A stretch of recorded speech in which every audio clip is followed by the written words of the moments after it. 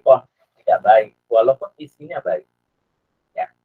Yang kedua, al-ustaz ahammu minat toriko. Guru itu lebih penting daripada cara. Nah, ini guru. Artinya jiwa ustaz, jiwa guru, jiwa mu'alim itu lebih penting daripada cara mengajarnya. Jadi jiwa guru. Nanti terakhir, ruhul ustaz ahammu minal ustaz. Ruhul guru, ruhnya guru, itu lebih penting daripada guru itu sendiri. Nah, ini agak saya jelaskan sedikit saja. Jadi ruh guru itu harus ada pada setiap kita. Ruh ustaz, ruh guru. Itu walaupun kita dokter, tapi kalau ada ruh kita seorang guru, maka dokter bisa mengarahkan pasiennya kepada pengenalan kepada Allah Subhanahu wa Ta'ala.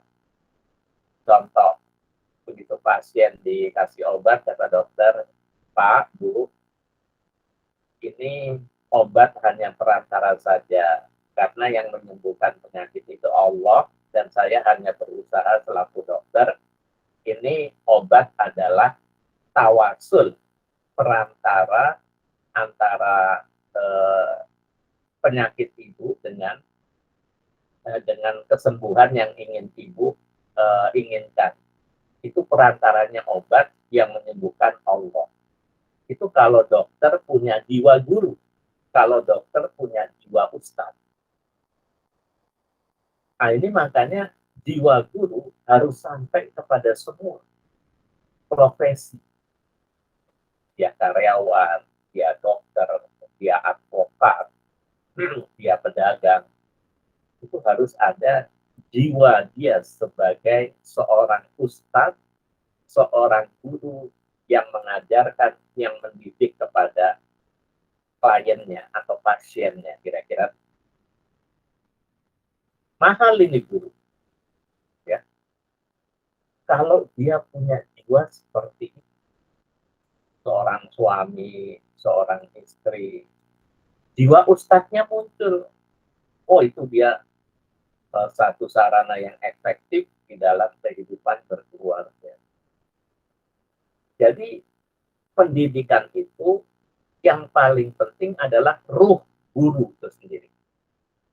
Hari ini kita menyaksikan betapa guru hanya bisa mengajar tetapi tidak bisa mendidik. Akibatnya dia mengajarkan sesuatu tentang kejujuran, tentang keberanian, tapi dia sendiri korupsi, dia sendiri tidak berani mengatakan kebenaran, dia sendiri melakukan aktivitas yang tidak sesuai dengan apa yang dia ajarkan. Hari ini guru-guru seperti itu, walaupun tidak semuanya. Ini tidak akan berhasil pendidikan kita. Karena kita mengandalkan pendidikan itu dari pelajaran, tidak dari contoh atau suri teladan atau uswatun hasanah. Akibatnya guru tidak digugu dan ditiru. Ya. Harusnya guru itu digugu, artinya kata-katanya didengar dan ditiru tingkah.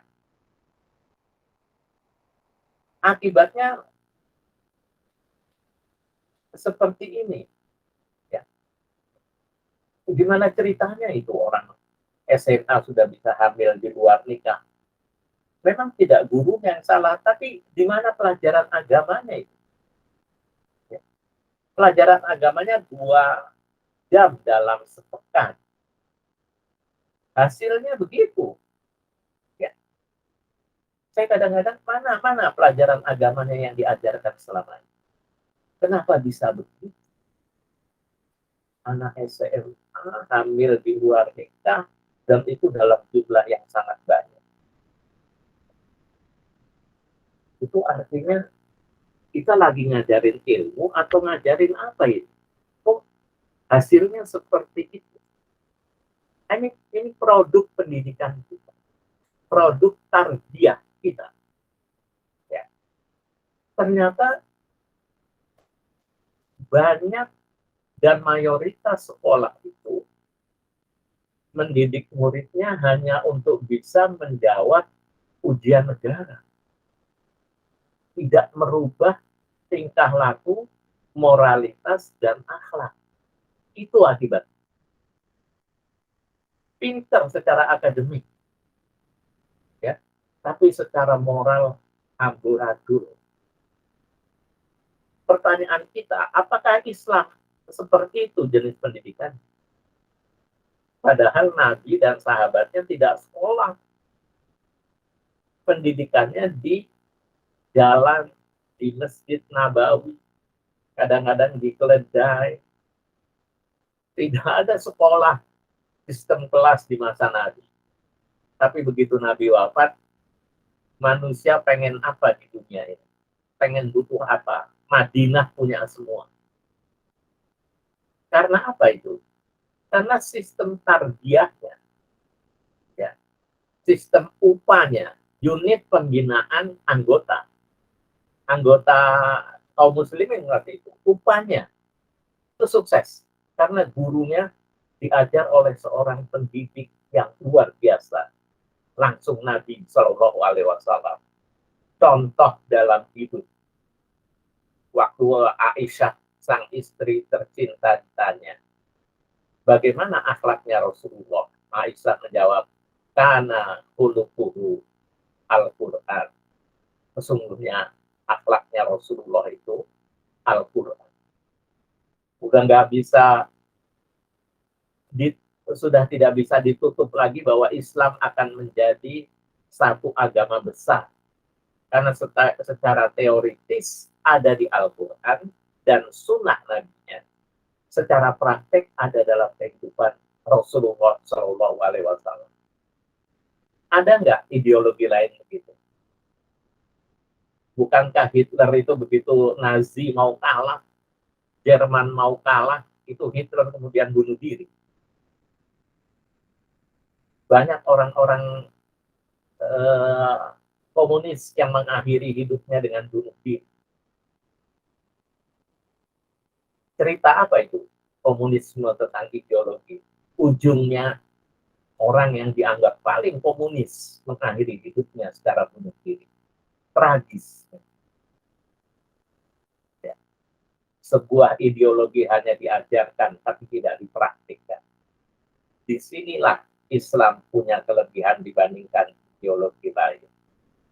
Karena yang mengajar kita, mengajar sahabatnya, tidak pakai sistem kelas, tapi sukses. Ya. Siapa pengajarnya? Sang murabbi yang paling agung, sang murabbi yang paling hebat. Antara kata dan perbuatan tidak ada yang berbeda. Semuanya memiliki kesamaan antara perbuatan dan sikap. Oleh karena itu mahal guru. Sekarang juga dihargai banyak itu sistem akreditasi, ya kan? Sistem akreditasi itu membuat gaji guru kemudian menjadi sangat berbeda di zaman saya masih muda dulu jadi guru. Ikhwan dan akhwat sekalian, itulah pendidikan. Pendidikan itu hasil yang kita lihat. Kalau proses banyak teori, ya, banyak teori pendidikan, prosesnya, tapi hasilnya belum tentu. Maka hasil yang paling monumental, paling mengagumkan adalah hasil pendidikan Rasulullah kepada sahabatnya. Ya, itu Madinah punya semua apa yang dibutuhkan dunia. Ketika Eropa masih gelap, Eropa itu kalau buang kotoran jalan-jalan, nggak ada WC, nggak ada toilet, nggak ada. Itu peradaban yang memulai Islam di Andalusia. Maka di London itu kota yang keren sekarang itu, dulu waktu Islam berjaya itu isinya kotoran orang aja. Orang buang kotoran di jalan. Ya. Pup di jalan, BAB di jalan, kencing di jalan. Tidak ada peradaban. Itu Eropa masih gelap. Oh, sekarang Eropa sudah maju. Saking majunya, sombongnya minta ampun. Tuhan menciptakan alam. Setelah itu Tuhan tidak perlu mengatur alam. Karena semua ilmuwan sudah bisa mengatur alam. Alam tidak perlu diatur lagi oleh Tuhan. Sombongnya minta ampun sekarang orang-orang Barat. Padahal pergantian malam dan siang, perubahan malam dan siang itulah ayatil liulil albab, tanda-tanda kebesaran Allah bagi orang-orang yang berpikir. Sekarang diabaikan Tuhan. Itu pendidikan apa itu? Pendidikan materialistis, tidak menyatu dengan pemilik semesta itu. Nah, itu gagalnya pendidikan kita hari ini. Itu didominasi dengan hal-hal yang sifatnya materialistis. Masih di dalam sistem pendidikan. Kita SMP sudah diajarkan kan, manusia itu adalah akibat daripada akumulasi daripada binatang, yaitu kera. Teori Darwin kita diajarkan, itu Yahudi Darwin. Kita diajarkan kita itu dari Adam. Dari Adam lalu Hawa. Ya ayuhanna, ittaqu rabbakumul ladzi khalaqakum min nafsi wahidah. Wa khalaqa minha zawjaha wa batha minhuma rijalan katsiran wa nisaa. Dari situ kita diajarkan. Dari Adam, Hawa, langsung ada banyak rijalan katsiran wa nisaa. Ada laki-laki yang banyak dan ada wanita yang banyak.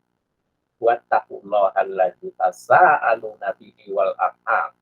Innallaha kana 'alaikum raqiba. Jadi kita itu dari Nabi Adam, bukan dari kera. Seperti yang diajarkan dalam kurikulum kita dalam teori Darwin. Diajarkan lagi kita ekonomi Adam Smith, bahwa kebutuhan manusia itu primer, sekunder, tersier. Semuanya materi. Tidak ada kebutuhan kita akan mengingat Allah atau zikrullah. Sehingga orang tidak pernah ingat kepada Allah, selalu ingat pada materi. Kalau ingat materi, habis gajian, nggak infak ya. Tidak ada zakat profesi yang dikeluarkan. Tidak ada kewajiban mengeluarkan sebagian rezeki kita. Wa mimma rozaqnahum yunfiqun. Nggak ada itu. Karena itu bukan kebutuhan. Yang penting gaji kita, itu kita penuhi dulu kebutuhan primer kita. Ya. Kemudian sekunder, kalau bisa tersier. Itu nggak ada itu. Sebagian rezeki kita berikan kepada orang lain. Tidak ada dalam teori Adam Smith. Dalam teori-teori klasik maupun teori-teori ekonomi modern. Itu tidak ada. Itu akibat sistem pendidikan kita yang seperti itu. Orang jauh dari agama. Oleh karena itu kita kembali lagi. Ya, kita kembali lagi bahwa kita menuntut ilmu dalam bentuk kajian, dalam bentuk majelis taklim, dalam bentuk macam-macam. Itu gunanya menyeimbangkan kita dengan produk-produk materialistis yang hari ini sampai kepada kita.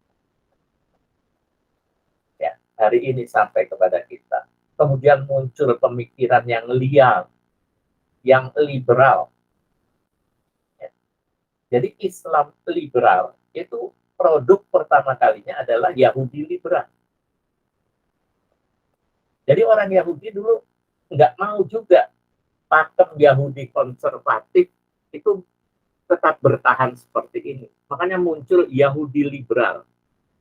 Orang Islam itu ikut Islam liberal. Kan kacau itu. Ya.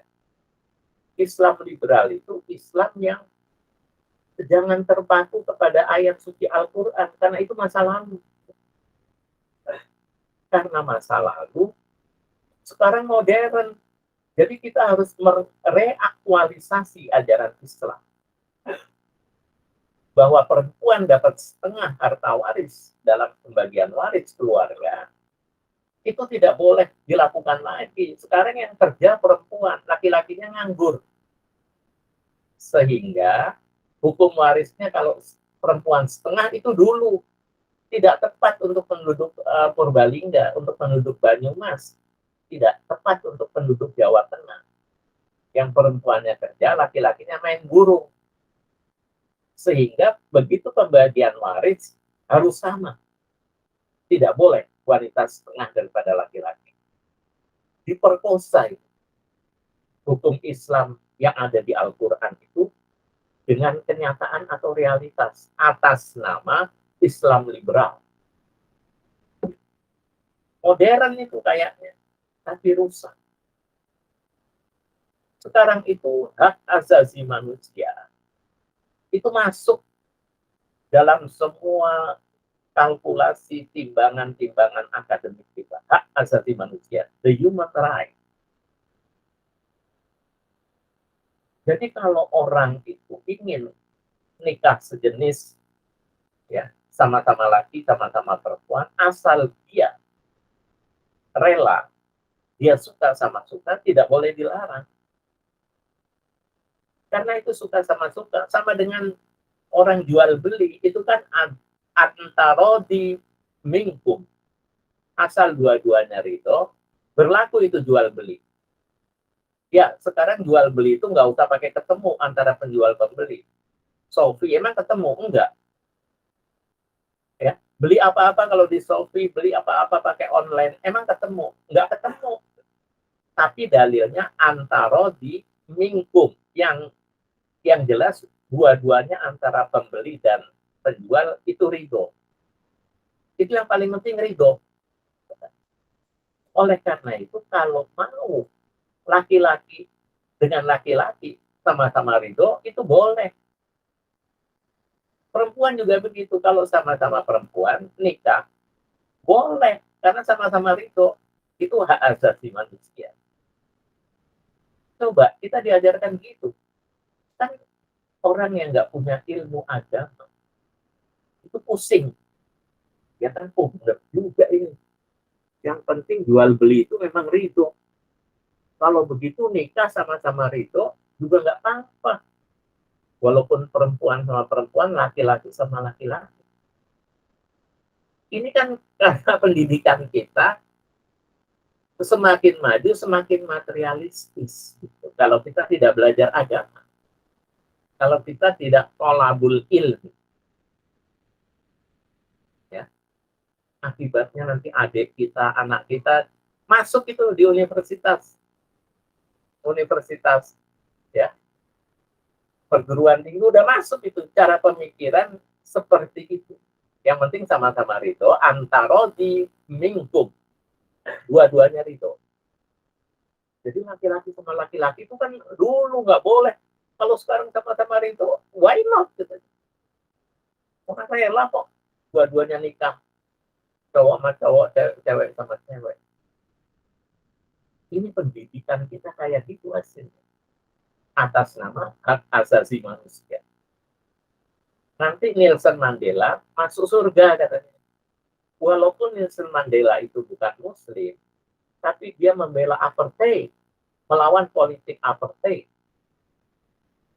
Ya, membela orang kulit hitam. Masa dia masuk neraka? Orang dia sampai jadi presiden Afrika Selatan, dia mendapat hadiah Nobel. Tuhan kejam banget. Dia masuk neraka. Orang kerjanya kerja besar, diakui oleh dunia internasional. Dia itu pejuang melawan politik politik beda warna, politik warna hitam dan putih. Dianggap putih itu lebih lebih mulia daripada kulit hitam. Nelson Mandela masuk Islam. Romo Mangun juga masuk Islam, yang ini kan Kedung Ombo di mana, di Yogyakarta. Ibu Teresia masuk Islam. walaupun dia seorang Katolik atau apa, tapi dia membela kemanusiaan.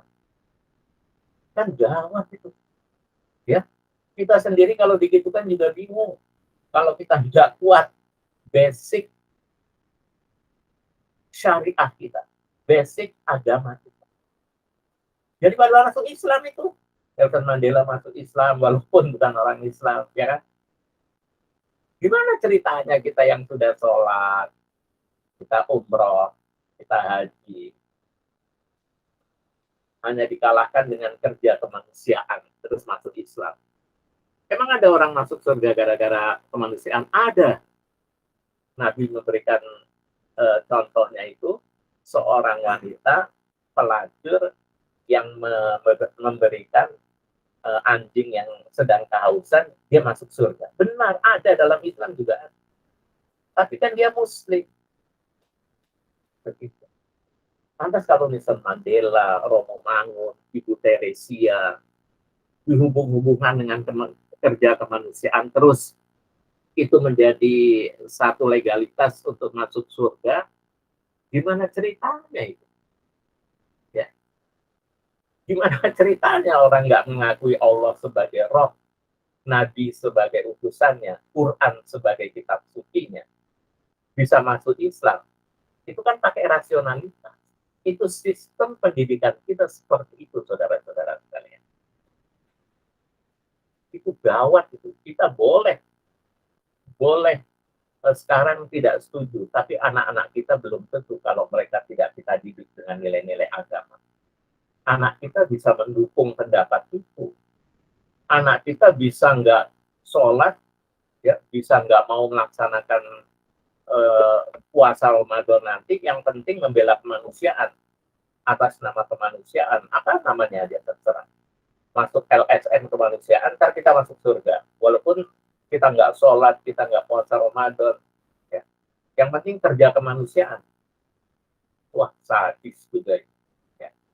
Itu pendidikan yang gawat, yang sekarang masuk, ya, masuk di generasi apa namanya, anak-anak muda kita yang baru masuk kuliah. Ya. Masuk kuliah, otaknya dicekokin dengan nilai-nilai seperti itu. Bahwa orang-orang itu nggak perlu jadi muslim tapi masuk surga. Astagfirullahaladzim. Kasihan amat kita yang sholat malam, baca Quran, nggak masuk surga. Gara-gara nggak kerja di hal-hal yang kemanusiaan seperti yang dilakukan oleh Ibu Teresia, oleh Romo Mangun, tidak dikerjakan oleh Nelson Mandela. Bahkan Nelson Mandela jadi presiden dan dapat hadiah Nobel. Kata mereka, kalau Nelson Mandela tidak masuk surga, kejam amat Allah. Memang yang jadi Allah dia, nah, yang jadi Tuhan siapa? Dia atau Allah? Allah kan yang lebih tahu daripada dia. Nah, Iwan sekalian, kita akan masuki kepada itu tadi, sekedar pengantar saya bahwa pendidikan Islam akhirnya harus kita ajarkan. Tidak bisa tidak, karena kita akan menghadapi persoalan yang lebih besar daripada kita. Itu tadi contoh. Ya. Merelatifkan agama. Toh akhirnya sama agama itu. Yang penting kerja kemanusiaan. Bayangkan, agama itu akhirnya sama. Susah benar Nabi itu. Kasihan Nabi Muhammad itu. Kerja keras, pagi, siang, malam, mendakwakan Islam. Ujung-ujungnya sama, masuk surga juga itu. Yang nggak Islam. Ya. Yang nggak Islam akhirnya dijamin masuk surga dengan cara rasionalitas. Yang ngawur seperti itu. Nah, di sini saya akan kembali kepada nasihat Luqman kepada anaknya. Luqman itu bukan nabi, tetapi dia adalah seorang yang arif, yang diberikan hikmah. Ya, ayatnya itu walaqad ataina Luqmanal hikmata an yashkur lillah. Ya. Wa may yashkur fa inna ma yashkuru li nafsihi wa man kafara fa innallaha ghaniyyun hamid. Jadi ini pelajaran pertama, nasihat pertama seorang orang tua kepada bertabrakan nggak itu dengan Nelson Mandela, dengan Ibu Teresia, ya, nasihat Luqman ini? Pertama apa yang diajarkan? Dan kami telah memberikan hikmah kepada Luqman, ya, apa, supaya dia bersyukur kepada Allah. Wa man syakara wa innallaha yashkuru li nafsi. Ya. Wa man syakara wa innama yashkuru li nafsi. Barang siapa yang bersyukur, sesungguhnya dia bersyukur untuk dirinya sendiri. Wa man kafara wa innallaha ghaniyyun hamid. Dan siapa yang kufur, sesungguhnya Allah Maha Kaya lagi Maha Terpuji. Kata-kata Ghaniyun Hamid itu sering muncul di Quran. Jadi pasangan Al-Ghani, Al-Hamid itu sering muncul. Hanya berapa kata yang tidak berdua itu tidak muncul ya. Saya agak lupa tuh. Jadi Ghani pasangannya bukan Hamid. Apa itu? Saya agak lupa. Ya. Tapi Ghaniyun Hamid itu artinya Allah Maha Kaya lagi terpuji. Sekarang kenapa Allah mengatakan kaya lagi terpuji? Karena banyak orang kaya yang tidak terpuji. Ya. Orang kaya tapi pelit. Hartanya banyak tapi kikir. Hartanya berlimpah tapi tidak dermawan. Itu goni tapi tidak hamid. Ya. Apa namanya? Dia kaya tapi tidak terpuji. Sedangkan Allah itu kaya lagi terpuji. Coba deh. Telinga kita yang satu ini diukur dengan 1 miliar. Saya kira kita tidak akan menjual satu telinga walaupun dikasih 1 M. Ya. Gede banget tuh 1 M. Ya. Gede banget, terus telinga kita yang satu mau dijual. Saya kira tidak. Itulah kekayaan Allah. Kekayaan Allah yang ada di dalam tubuh kita. Ya. Goniyun, amin. Tubuh kita berapa ini mahal betul. Ya. Tubuh kita dari ujung rambut sampai ujung kaki itu mahal sekali. Mahal sekali, tidak bisa dihargai secara dolar, secara rupiah juga tidak bisa, karena itu sesuatu yang mahal dari Allah Subhanahu wa Ta'ala. Makanya Luqman pertama kali itu apa namanya diajarkan oleh Allah supaya pandai bersyukur. Kita itu bersyukur itu kalau kita lagi banyak uang. Kita itu. Kalau lagi ada bersyukur, nggak ada sepertinya kita lupa akan syukur kita. Makanya Allah mengatakan qalilan min ibadihi syakur. Sedikit sekali hamba-hambaku yang bersyukur. Syukur itu karena dia mengerti eksistensi dirinya. Ya, eksistensi dirinya tuh dia mengerti sehingga dia bersyukur. Dalam kondisi apapun dia bersyukur. Fakana khairunlah. Dan dia mendapatkan kesyukuran. Mendapatkan kebaikan dari kesyukuran. Nah ini kita lengah dengan syukur. Kadang-kadang kita kukuh. Itu salah satu penyebab wanita banyak di neraka, kata Nabi, itu karena istri tidak bersyukur apa yang telah diberikan suami. Itu banyak. Jadi istri yang tidak bersyukur dengan apa yang sudah dikerjakan oleh suaminya menyebabkan istri itu kufur. Tapi bukan kufur iman ya. Kufurnya kufur nikmat. Kufur nikmat itu juga diancam oleh neraka, ya kan? La in syakartum la azidannakum wa la in kafartum inna adzabi lasyadid. Kalau kamu bersyukur akan aku tambah nikmat. Tapi kalau kamu kufur, maksudnya kufur nikmat, bukan kufur kita jadi orang kafir, bukan. Tapi kufur nikmat. Inna ada bila syadid. Sesungguhnya azab itu sangat pedih. Jadi banyak-banyaklah bersyukur, ya. Banyak-banyaklah bersyukur karena itu pelajaran pertama, hikmah pertama dari Allah kepada Luqman, ya.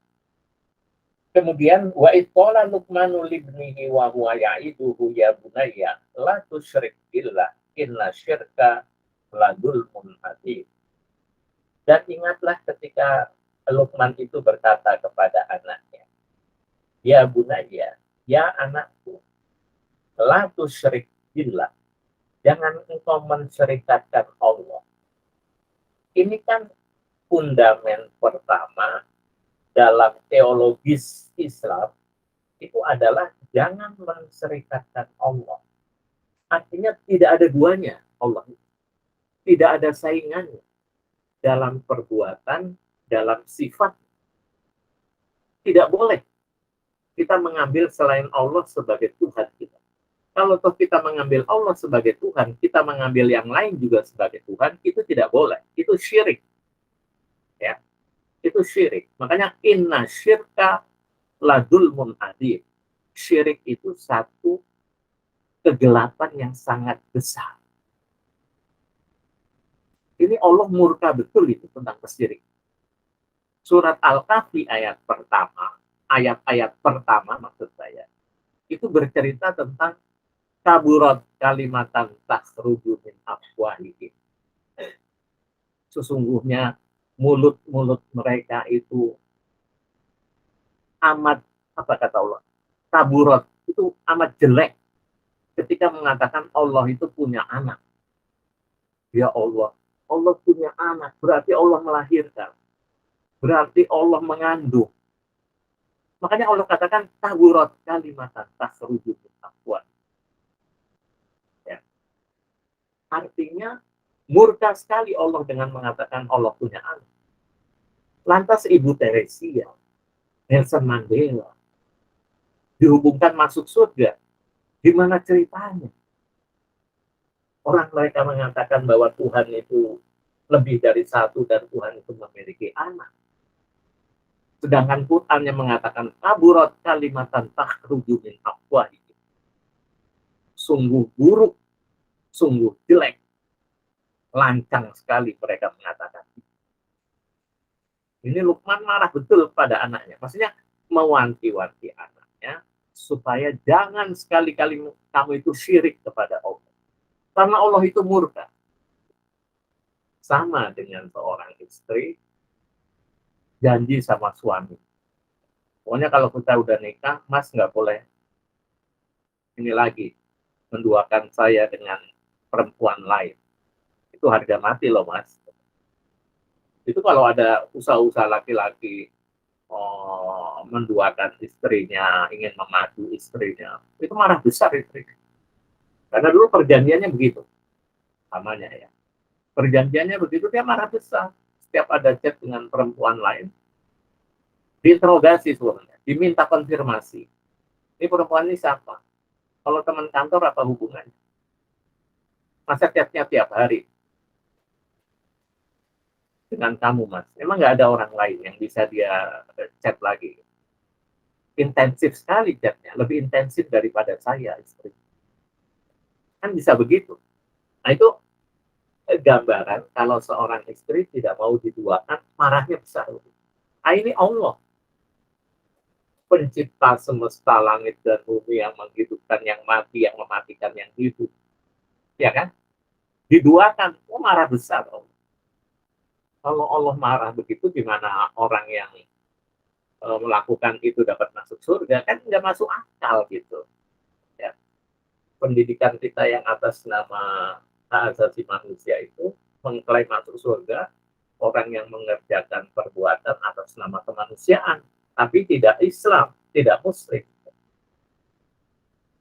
Nah ini ya, inna syirka ladul adzim. Sesungguhnya apa namanya?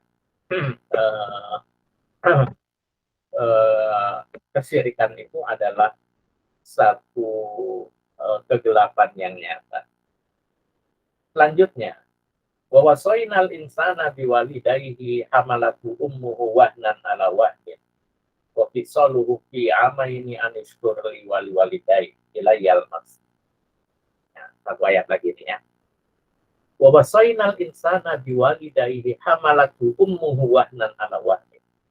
Kami wasiatkan, kami kasih tahu, kata Luqman, ya kata Allah, kami wasiatkan hendaklah manusia itu wasainal insana biwalidayhi, hendaklah manusia itu berbakti kepada orang tuanya, terutama ibunya.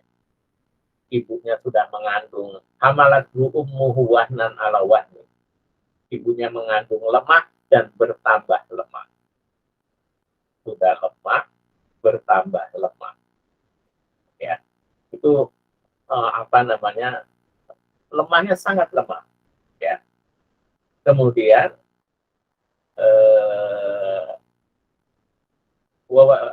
ya, kemudian wafisaluhu fi amain, dan dia telah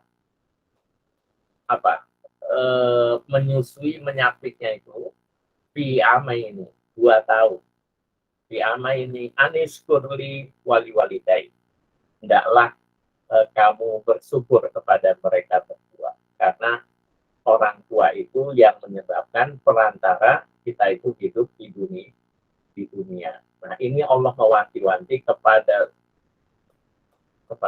semua manusia, dan Luqman memberikan wasiat kepada anaknya bahwa dia pertama tidak boleh menserikatkan Allah, yang kedua dia harus berterima kasih kepada orang tuanya, berbakti, terutama ibunya, karena ibunya telah mengandung, lemah bertambah lemah, dan ibunya itu menyusui selama 2 tahun. Itu 2 nasihat pertama Luqman.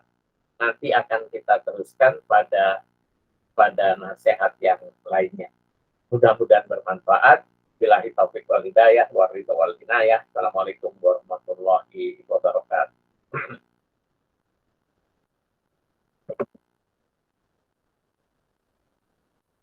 Waalaikumsalam.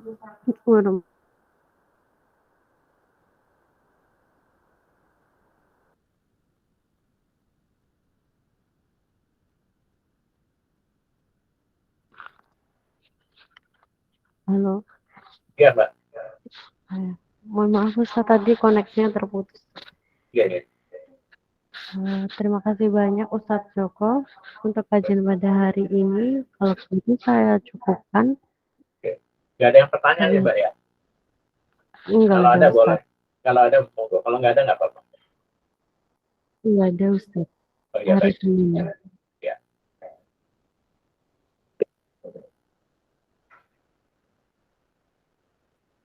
Nggak ada ya, Mbak? Monggo, Mbak. Coba aja.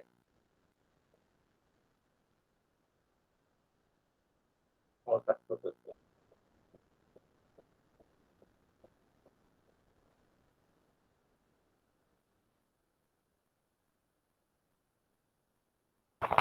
Baik, kalau begitu jazakumullah khairan katsiran. Wassalamualaikum warahmatullahi wabarakatuh. Waalaikumsalam. Izin live ya, Mbak. Waalaikumsalam.